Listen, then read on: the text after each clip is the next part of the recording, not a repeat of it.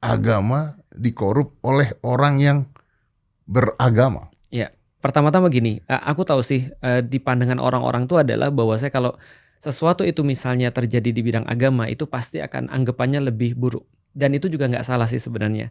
Saya menganggap gitu, Ustaz. Betul, nggak salah. Karena memang aku juga berpikir begini misalnya, contoh ya misalnya, kalau itu adalah pelecehan seksual.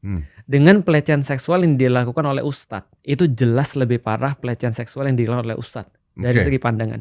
Tapi yang pengen kita sampaikan adalah bahwasanya ya kalau dari segi crime ya tetap crime aja. Walaupun betul secara etis itu adalah sangat parah sekali. Jadi kita bicara lebih parah itu secara etis. Oke, tapi maaf saya potong ya Ustaz. Tapi kan kalau Anda seorang ustadz atau pemuka agama, Anda jualannya quote on quote, jualannya kan adalah kebaikan gitu. Maksud saya gitu loh Ustaz. Kok bisa kan iya itu? gitu. Nah, kalau Anda mafia narkoba mah perkosa orang mungkin betul. Ya bukan tapi ya predictable gitu kan. Ya, makanya kita sampaikan bahwasanya ini adalah masalah etis. Karena kalau masalah hukum orang walaupun orang yang memperkosa misalnya ustadz ataupun yang memperkosa adalah pemilik kartel misalnya, tetap aja hukumannya sama ya.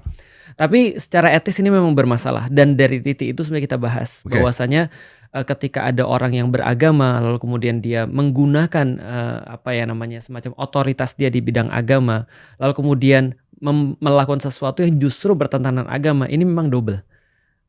Apanya nih? Dosanya double. Dosanya ya. Secara etika juga double. Dosanya double. Dosanya double dong. Tertuliskah itu? Sebenarnya secara tertulis sih enggak sih. Cuman maksudnya adalah dia melakukan dua kan berarti kan ya. Pertama, orang kan berharap pada dia. Nah, harapan itu sendiri kalau dikecewakan, ini kan adalah amanah sebenarnya. Ya, oke. Gitu kan ya. Amanahnya dikecewakan, lalu kemudian kerjanya nggak beres kan itu kan ya. Iya. Dan dia mengkhianati Tuhannya nggak? Pasti dia mengkhianati Tuhannya.